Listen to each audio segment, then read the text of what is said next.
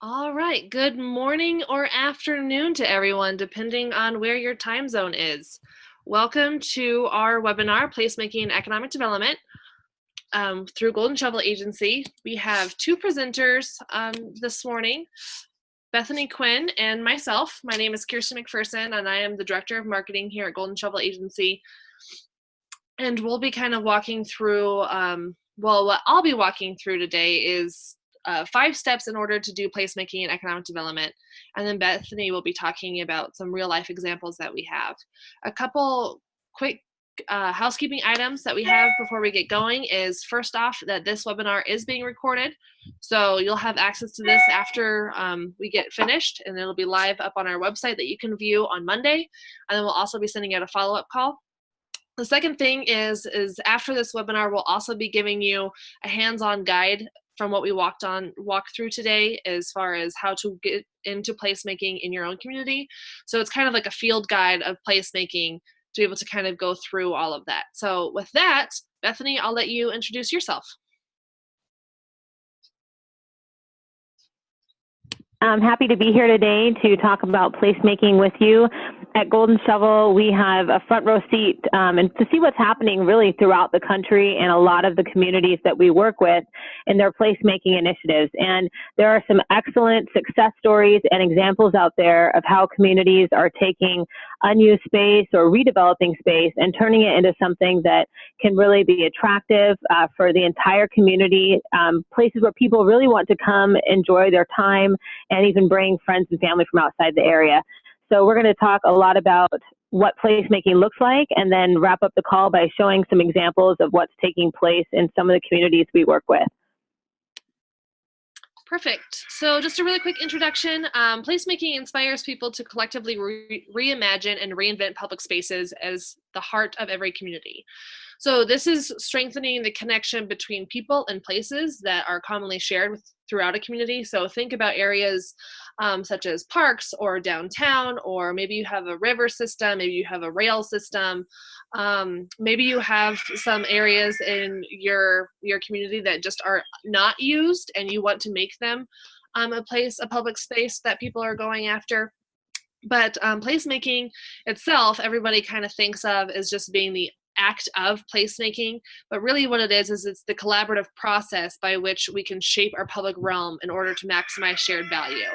So that's kind of the main overall goal of this presentation, is to be able to show you how to do placemaking in your community and give you some good examples on what that looks like. Bethany, do you have anything else you want to add to the introduction? No, I think we're ready to go. Perfect. All right, Bethany, take it away.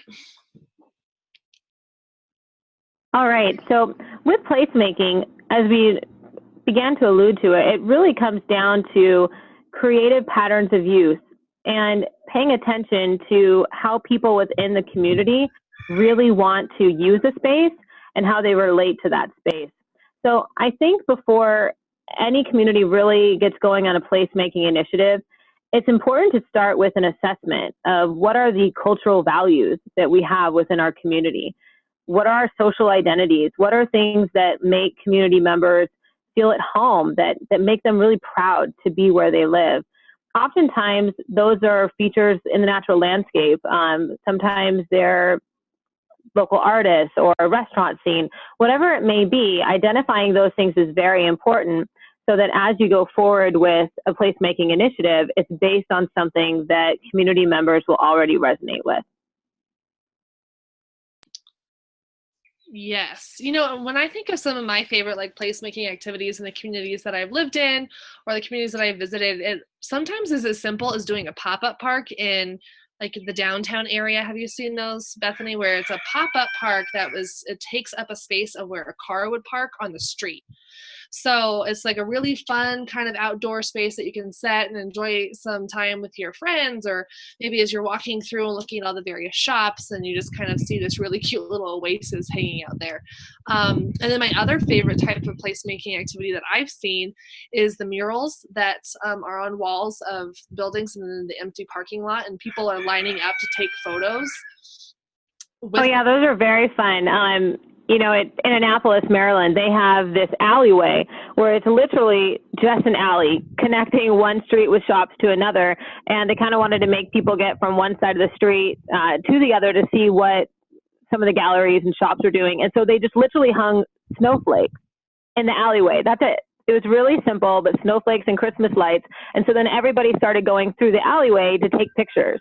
Like Kirsty was mentioning, sometimes it's this very just small, fun details, but when you have those picture spots, the cool thing is people start sharing them on Instagram and social media. They tag the spot. And so it really helps things to spread. So, placemaking initiatives are usually far more comprehensive than that, but incorporating those small little things can make a big difference in the amount of publicity that you get. Yeah, perfect. So kind of like what we're doing right now is kind of telling you a couple different ideas, but why do we need to actually care about a place? Why is that so important for community? So it's really kind of looking at community and economic development coming together. And this is the thought of in terms of economic gain, only the sense of place can be lost in the process. What makes the community worth preserving, not to mention developing, can be lost. So this is, again, that act of being able to do everything. And this is from Rick Morse, who's an associate professor of public administration and government. Well, and I think that what he's saying there is incredibly important because, as economic developers, there is such a need to do development projects for the community, things like bringing in housing, bringing in new retail or new business, and that's so incredibly important. But placemaking inspires us to be thoughtful in how we bring those things in to make sure that new development fits into that cohesion that's already taking place within the community or that you want to create in the community so that things don't get developed in a haphazard fashion. As you mentioned, that's what is important for making sure that as communities grow, they continue to maintain their own identity. Yeah, absolutely. So, placemaking, again, it gives us a sense of belonging and a sense of meaning, and it's good for economic development in a variety of ways. One of those ways is driving economic growth. This is a study that Bethany read, which is the Knight Foundation. And Bethany, I'll let you kind of talk about this process. Oh, absolutely. So everyone's familiar with Gallup, maybe not as familiar with the Knight Foundation, but they really wanted to do a thorough analysis of placemaking and really what the impact would be on the economy if communities started investing in really enhancing their community identity. And they found by interviewing again over 43,000 people in 26 cities that there are true economic gains that can be achieved through placemaking initiatives. Change the slide. There we go. And mostly that's because placemaking is creating the bond between people and their community, a bond that is not so easily broken. And I think that's something that many economic developers can relate to. You have people that are just very loyal to the community because they feel that strong tie. And so they're committed to try to make the community better when times aren't so good. Where other people that don't have that strong connection are maybe more willing to look for the next and best, or really willing to leave rather than willing to stay and commit to trying to make a place better. And so that's something that's critical for really the long-term sustainability of a community, is making sure that when people are connected to the physical beauty of an area, the opportunities for socialization, and the city's openness, it's going to help them want to become a more integral part of the community. And again, they found the correlation with economic growth. Go to the next slide, Kirsty.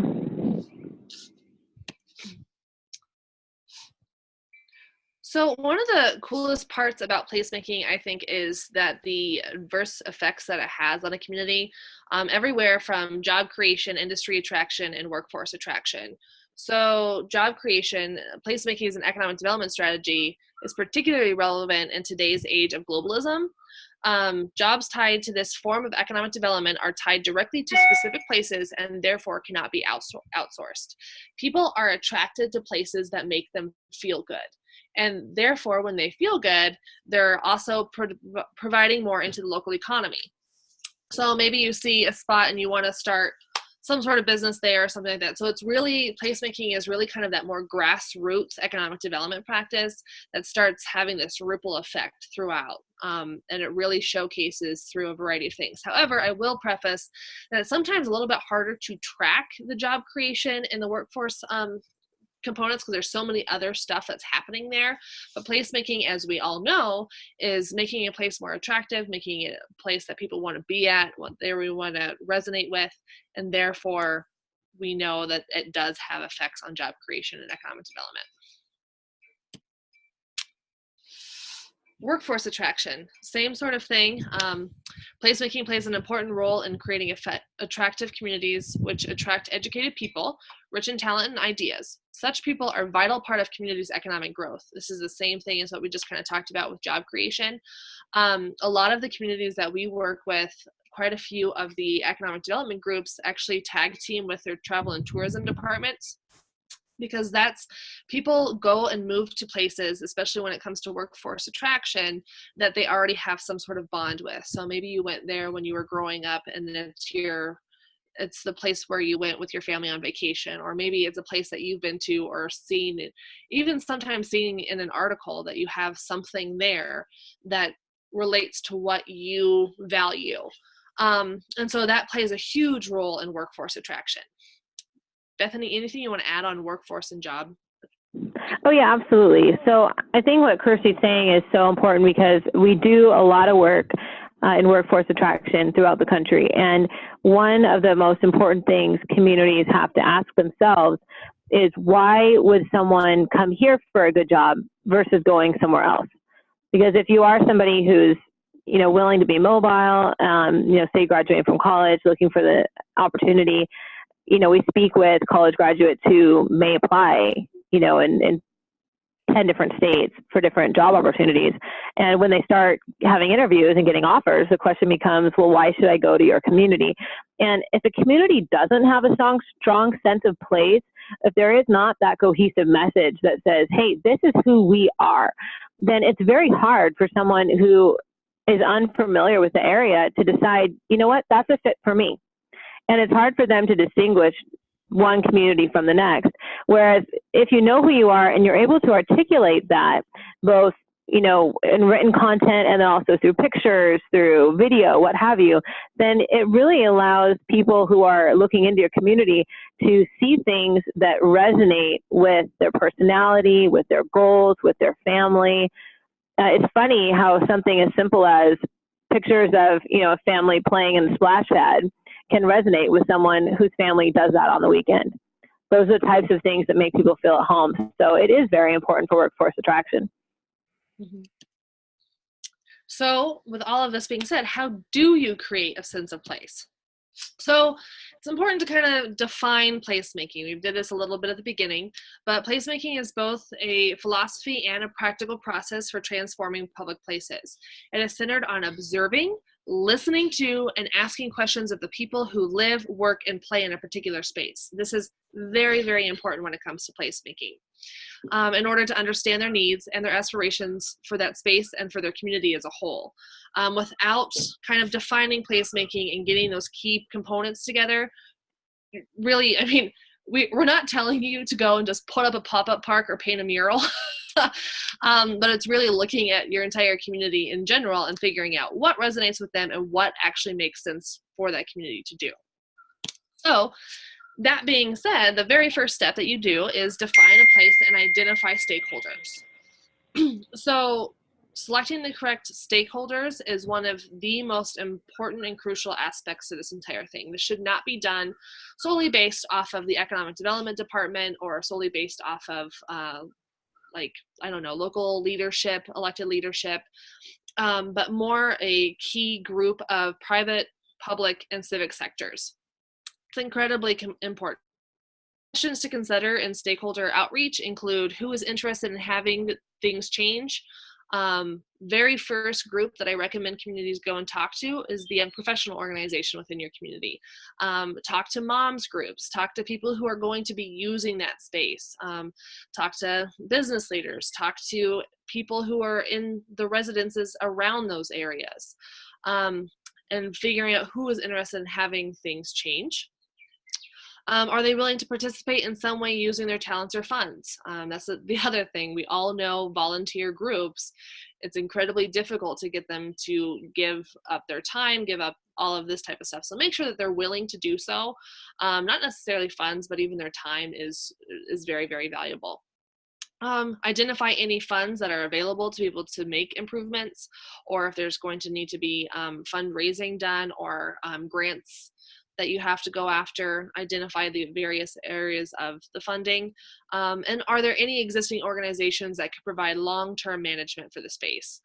This is probably one of the most important aspects that I think get missed quite a bit, is going to and figuring out who's going to take care of things. We just had, for example, in my community that I live in Colorado, people are really trying desperately to get a dog park. So in the short term, they added various different garbage cans and things like that into one of our larger parks to be able to help with like cleanup and that type of stuff. Well, nobody actually identified who was going to pick up the trash from the trash cans, which was a great idea. So there's trash cans, benches, and a really nice walkway, but nobody identified who was going to be responsible for cleaning up that space. So that whole kind of system is failing now because that wasn't taken advantage of right off the bat. So make sure that you identify those things. Bethany, anything when it comes to identifying stakeholders? Just that it's important to remember how critical it is for any space that you're trying to redevelop, that it's so friendly to many community members versus just one group. Because obviously you're going to get a lot more buy-in if you incorporate suggestions or needs from people in a variety of demographic sectors. Mm-hmm. And then, it's also kind of important to note that it's kind of that chicken before the egg thing. Do you define a place first, or do you find the stakeholder first? I think it kind of boils down to the size of the community. I think when it comes to a smaller, more rural town, it's easier to define the space because maybe there's not as many spaces, and then therefore you can define the stakeholders. Whereas in a larger community, it might be a little bit separately, but I do think probably defining the space and the place that you want to work in is the most important first step.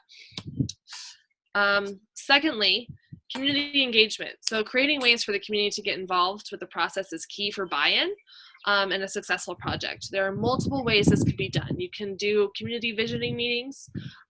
This can be kind of more of a round table discussion if you want. You can have everybody come into a large room and have the sticky notes and the boards that they put everything in for the visioning process. You can have focus groups. You can have community surveys. You guys know what works best for your community to get buy-in, to get people involved. So maybe it's a Facebook survey. Maybe it's going and having paper surveys at the farmer's market. But make sure that you have this community engagement piece, because this identifies kind of what people are looking for. Do they want more seating areas? Do they want more trees? Do they want more arts projects? Do they want something along those lines, so you can really focus on the buy-in. Next is the evaluate space and identify issues. So one of the very first steps is pretty obvious, is just looking at how the space can be used and how it can be improved. So if it's an empty lot, or if it's a roadway, maybe it's a river location, whatever that is, identify what those spaces could be used for and what resonates with the community the most. Again, this all translates back to the community focus and the stakeholders. Bethany, do you want to kind of talk about how some of the people that you've worked with have identified the space and identified issues? Yeah, absolutely. And I think I want to go into this a lot more with the examples, because I think then that'll be a little more tangible. But really, we kind of see it from two perspectives. People who first begin these initiatives because they have a space that they know they need to redevelop, or they feel is just greatly being underutilized. And so at that point in time, they usually begin the process by working with the city to try to figure out zoning and regulatory issues, and then begin by having stakeholder meetings like Kirsty mentioned, whether it's town halls or whether it's meetings just throughout the community on a smaller scale, until they get a group together that usually serves in an advisory board capacity, who can try to help flesh out more of those ideas and then take it from ideas to implementation. Other communities we work with really begin by knowing that they need to create a sense of place and not really knowing where they're going to try to focus their efforts. And so they begin by putting those advisory boards together. And then at that point, starting to search out where they can, put a project in place. And both work well. Yeah, I mean, again, it really kind of just goes down to what works for your community. You already have kind of a pulse on what that looks like, and just kind of take it from there. And trial and error sometimes beats all. So the next step is the place vision. So this is working with that collective group of stakeholders, that committee, those people that you kind of pulled in to the entire process, and really come up with a set plan. So this is the mission statement or a set of goals. Again, do you want the space to be a place where parents are taking their children? Do you want it to be a place for visitors? Do you want it to be, like, what is the main aspect of the space? The second part is the definition of how a space will be used and by who, a description of the intended character of the space, a concept plan for how the space could be designed, and an action plan for short-term and long-term improvements. So this is an entire, think of it as kind of a small strategic plan for your placemaking activities.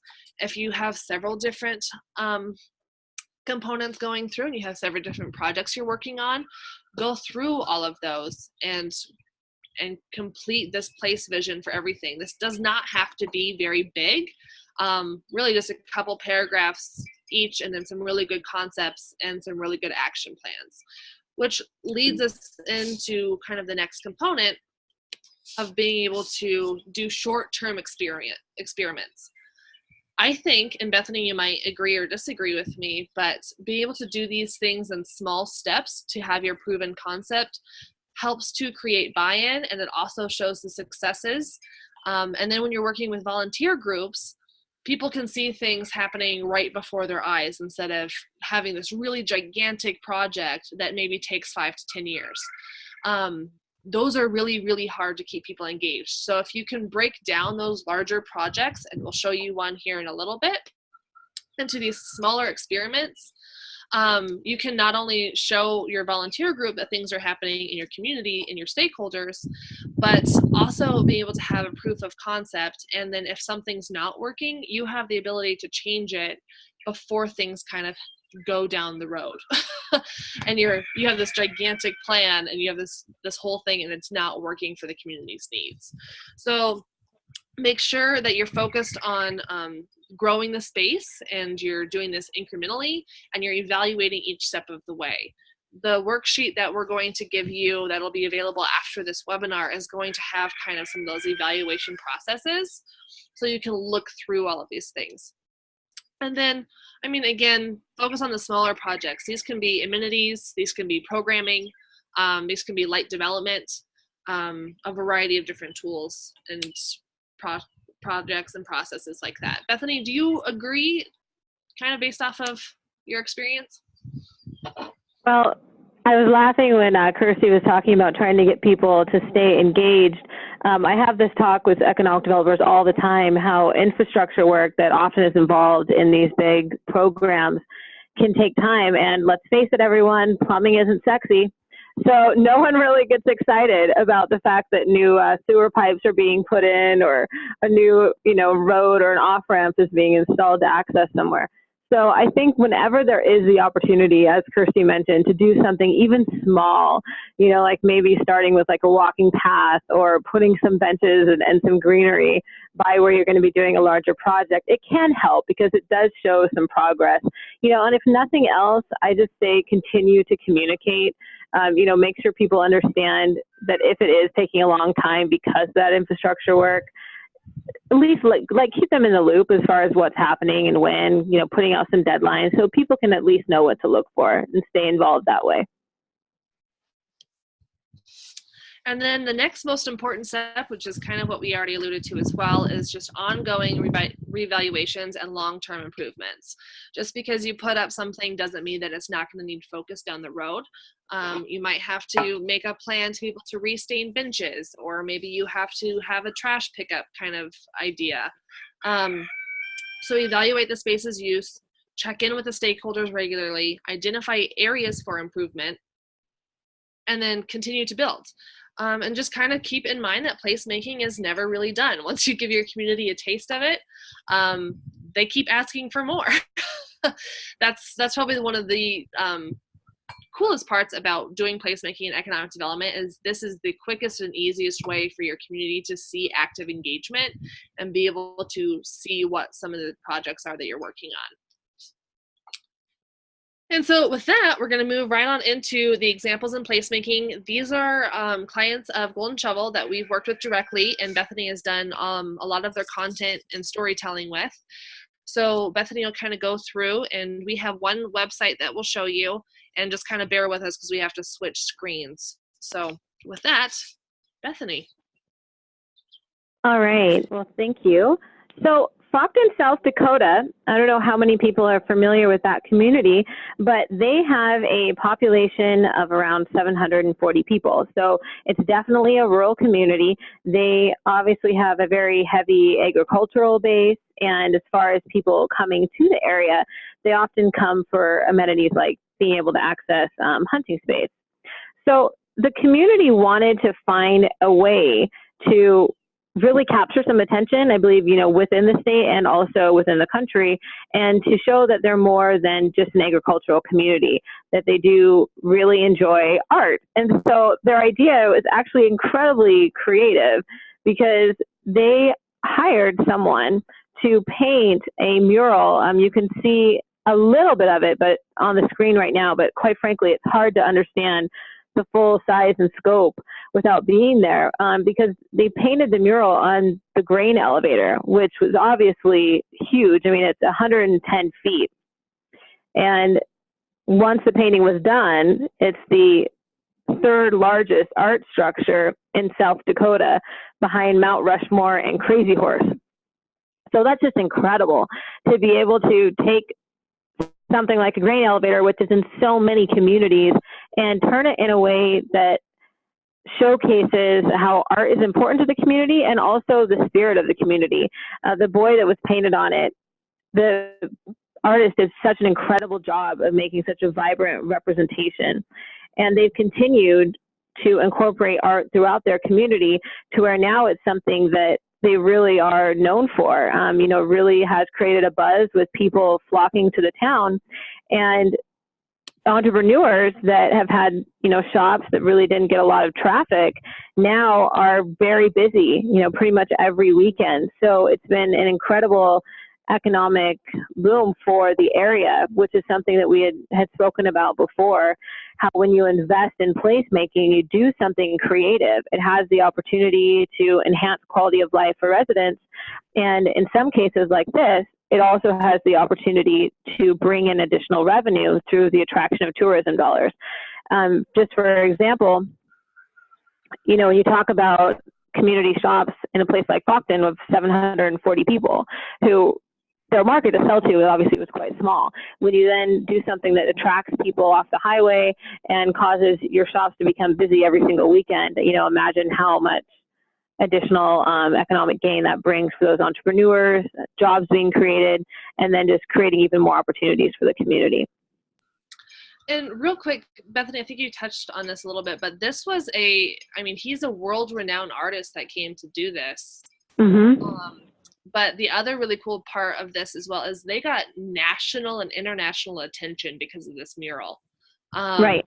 And I think that's really important to know on placemaking because that's not really the normal when it comes to placemaking. This is a really, really great example of what placemaking can do for the review of your community and how people can tend to start thinking of it. Another example that I can think of that's similar to this is a small town called Rangeley, Colorado has a thing called the Tank. And they've gotten international attention. There's people that come from all over the world to come and perform in this old empty silo because of the acoustics that are in it. And so they created this old tank. It was a big water tank, basically, and created a place for people to be able to perform and make music. And they got national and international attention, and it's made that town explode in the arts. So this is one of those examples that kind of shows like this isn't necessarily just for the people in your community, because it really can go further and gain you some really, really good attention down the road. Yeah, I agree. And one thing that I think is really cool about both of these examples is it demonstrates how sometimes these projects really don't have to be these massive, huge developments. They can be as simple as looking at the assets you have within your community. I mean, a grain elevator and an empty water tower, okay, and thinking, hey, how can we do something cool with this? It does require being creative, clearly, because these are very unique ideas, but at the same time, when you're able to make better use of an asset you already have, it's also going to cost you a lot less. In Fockton, for example, the price to paint that mural was only $77,000. And for the amount of attention the community's gotten and the amount of visitors to Fockton for, increasing tourism dollars, that's an incredible return on investment. All right, the River Prairie project in the Momentum West region of Wisconsin, that is such a cool project, and the polar opposite of what we just talked about in regards to utilizing just a small local asset, because this was a full-scale development project that was years in the making, and the results have been just absolutely phenomenal. So with this community, what was really important was wanting to find a way to leverage the beautiful river. People from throughout the area absolutely love the Eau Claire River, but accessing it, for a lot of just variety of activities was not necessarily easy. And so they wanted to make it so that people could come and be near the river for more than, just kayaking and canoeing, but could actually use it just really on a daily basis. So what they decided to do was spend quite a bit of time doing research on what makes a community space great, what makes it active and vibrant. And they came to the conclusion that it really meant incorporating a wide variety of opportunities for people to become engaged, a wide variety of activities. So that's how they approached it. At the River Prairie site, they have walking paths, where you can push a stroller or walk with your dog, benches, beautiful green space.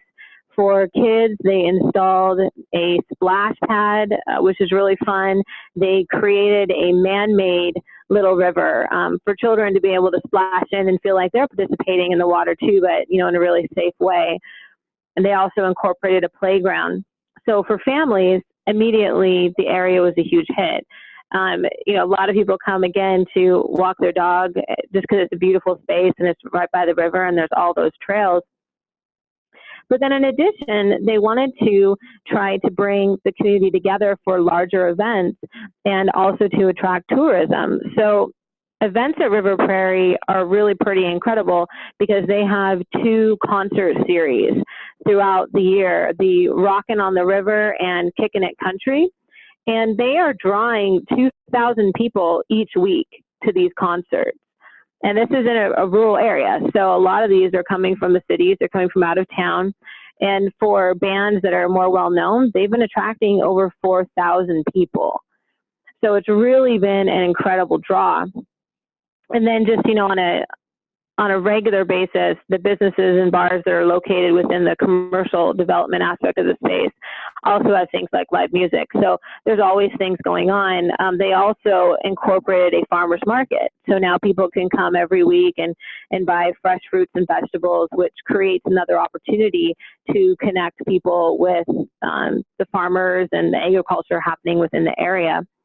So ultimately, with the River Prairie project, there are multiple ways people can connect with each other and connect with the natural beauty, with the river, and also to connect with local businesses, because this is a true mixed use development.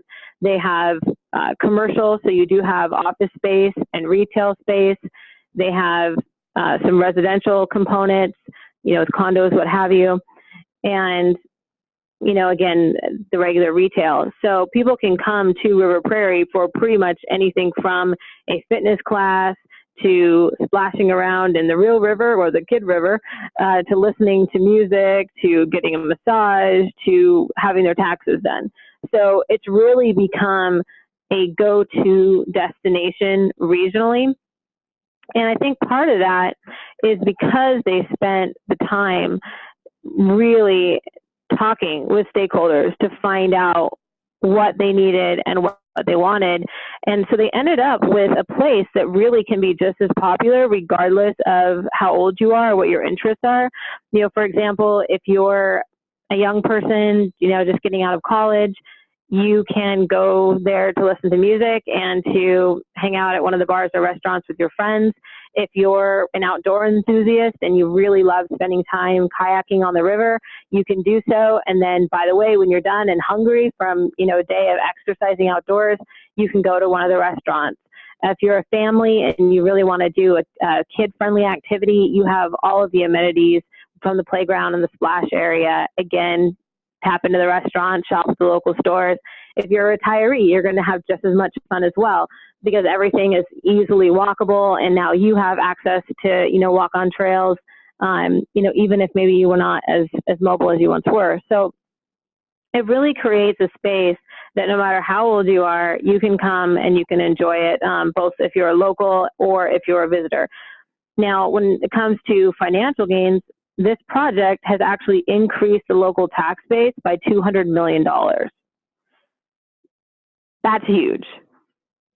$200 million tax base increase, which is likely to continue to increase as more and more businesses are deciding to locate at this now community center. By the way, they also do have a hotel, and they built a business center for meetings and events there as well. So literally, they've just thought of every single way that the community could use the space, and they've incorporated it. Now, I know that not all communities have the capacity to do such a large-scale development, but those same principles can be applied even on smaller ones. The ideas of creating a space that we can have used by people for residents, for business, for retail, the idea of bringing people of all ages together around a common destination. And anyone that wants to learn more about what they did, I definitely encourage visiting the River Prairie website. I'll give you some more insight into how that came about. All right, the Kalispell Core and Rail redevelopment in Montana is another interesting project. So in Kalispell, the BNSF Railroad historically went through the downtown. Now, obviously, that's not so rare with so many communities having sprung up around the rail lines, but it created a challenge in Kalispell because it limited their downtown development opportunities. So historically, there has not been a lot of redevelopment and growth in that downtown area. So they have been working for years with BNSF to have them redirect where the trains go to be able to open up that space for use by the community. As you can imagine, that definitely took some concerted effort of multiple parties in order to achieve that vision. But it was really cool because they were able to get them to agree to redirect the rail lines, and in the process, they were able to create a rail-served business park that has attracted tenants. So obviously that's been great economically, creating opportunity for more jobs to be brought into the area. then simultaneously, now that that downtown rail line is not being used, they've been pulling up the tracks and turning it into paths for walking and biking, which is fantastic because outdoor recreation is very popular in Kalispell. And so that's bringing the community and people from outside the community, obviously, to the area to enjoy that trail system, enjoy the outdoor amenity. And because of that, it's creating opportunities for business growth. So they have, restaurateurs and bar owners, for example, that are setting up shop, right off the trail to create, again, that same opportunity where you can be indoors and outdoors and active and relaxing and bringing everybody together. And as that project continues, they're looking to bring in, more community activities to that central area of downtown, things like concerts and farmers markets, and really to capitalize on that space that, was not available for development, but now is. This project is ongoing. So, the rail lines are still in the middle of being removed, and the trail is going to be finished in 2020. So we'll continue to provide updates on this project. But it definitely is an exciting one and something that shows how by doing something like, removing tracks from downtown, something that maybe has been an eyesore or a bone of contention, you can then create long-term opportunities for economic growth. And again, what they did, as with most of these communities, is they spent time speaking with community members and stakeholders to make sure that as this project progresses, they have the amenities in there that's going to encourage locals to continue to use the space. Excellent. All right, well, with that, we'll open it up for questions. If you guys have any questions, feel free to use the question and answer box that is in your control panel. We'll kind of hang out here for a couple more minutes. We're going through some different things. Also, if you want to reach out to myself or Bethany directly, you can do so with our phone numbers or our email. I'm just, this is one of my favorite conversations just because there's so many really fun things in placemaking. And I know each community that we work in, they all take their own spin on it. So this is definitely by far one of my favorite conversations is placemaking in action. All right. I don't see any questions coming in, Bethany, which I guess that means that we covered all of the topics so well that there's no questions remaining. I don't really know. Oh, just kidding. I spoke too soon. There's one. Oh, here's a good one. So how do events play a role in placemaking? Bethany, do you want to tackle that one, or I can? So one of the things that I have seen that's been really good, and this is something that Bethany kind of already touched on in one of the examples, is they create events and they do a summer concert series. So there's hundreds of people who are coming in for these events to this space that they created for their community. And I think that's probably one of the most beneficial. Again, when we kind of talked about why and how you're using your space, do you want to have it be event driven and event focused? Do you want to be able to provide those things to people? And then the other kind of component of this is just really look at the resources provided and kind of that step-by-step process, because you don't want to probably just go from nothing to being River Prairie. Take some different steps, because that requires a lot of different planning, some people involved, all of that. But really, I mean, Bethany, that's kind of my take. Sure. Well, and I'll add to that. I think one thing, as I mentioned with events, is they create an opportunity to build connections among your community members and connections with the particular place and the assets that you have. I'll throw out another example. Palestine, Texas, they had a really cool event within the last couple months where they have beautiful park spaces, and they had local artists create these like fairy hideaways, just really cool. So using natural elements, whether it's from trees or leaves or whatever, but everything had to be completely natural. And so they hid these fairy hideaways that they created inside their, heavily forested park space. And it caused people to park their cars. And it was an event, it happened over a couple of days. Obviously, you can't leave those out forever. It caused people to park their cars, to get out and start walking through this trail system to try to find these fairy hideaways. So it became this really cool adventure for the community. It brought a ton of people out, and it gave them exposure to local artists in the community that they may have never encountered or known about before. It created fun opportunities for people in the community to kind of look for these together and to talk about them. And it exposed more of that asset that they already had, because maybe community members had not really gotten out of the car and walked through all the trails before, and now they did. So sometimes those creative and fun events don't have to be something that even causes development to take place. It can just be putting an event together that allows you to showcase an asset you already have and allows people to have fun and make connections in the process. And now all of a sudden, community members are building memories together. It becomes part of their history and something that they look forward to year after year. Right. And I have another one that's really interesting because it's event focused, but it also plays kind of an entire year. In Prairie, Colorado, they have an event called Whittle the Wood, which I know sounds kind of ridiculous to everybody who's probably listening at the current moment, but it really is a wood carving competition. They bring in wood carvers from around the world. I think the guy who usually wins every year is from Jamaica. So they bring in wood carvers from around the world. They bring in old trees that were chopped down, like old cottonwood trees that were dying anyways. And so they have this week-long competition. And it's this huge festival. It ends with this giant award ceremony. There's a big concert. It usually has some sort of thing. Thousands of people come in for this event. And then what the community does after the event is they place these statues all over the community. So everywhere you go in Prairie, Colorado, there's a wood carving of a bear or something that signifies the community in some way.